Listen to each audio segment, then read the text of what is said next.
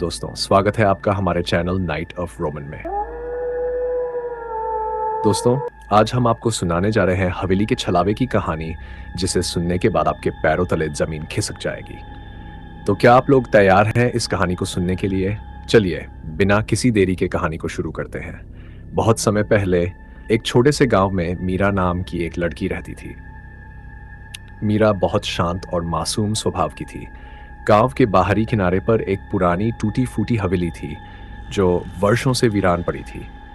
गांव वालों का मानना था कि उस हवेली में छलावा रहता है और वहां जाने वाला कभी वापस नहीं आता।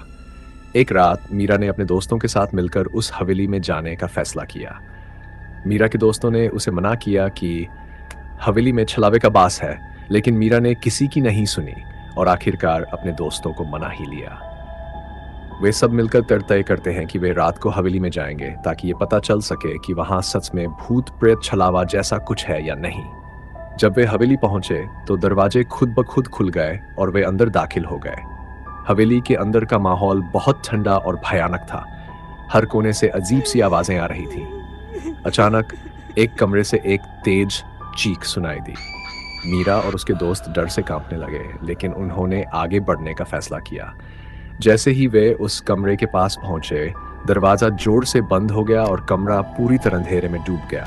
कमरे के अंदर उन्हें एक पुराना आईना मिला। आईने में एक धुंधली छवि दिखाई दी, जो धीरे धीरे स्पष्ट हो गई।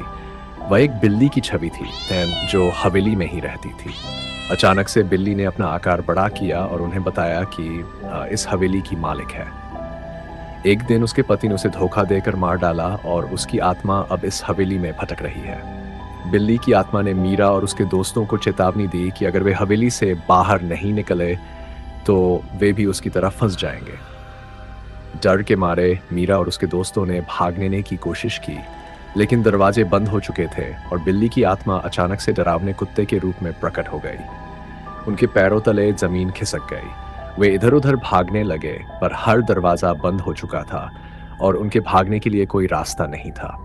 आखिरकार उन्हें एक टूटी खिड़की दिखाई दी। वे सभी खिड़की से बाहर कूदने में कामयाब हो गए और गांव में वापस पहुंचे। वे सब हाफते हुए और डर से कांपते हुए गांव वालों को पूरी कहानी सुनाई। गांव वालों ने हवेली को हमेशा के लिए बंद करने का निर्णय लिया और वहां कभी न जाने की कसम खाई। मीरा और उसके दोस्तों ने उस रात के बाद कभी भी हवेली की ओर नहीं देखा, लेकिन वे जानते थे कि हवेली में रहने वाला छलावा अब भी अपनी मुक्ति का इंतजार कर रहा है। तो दोस्तों, ये थी छलावे की कहानी।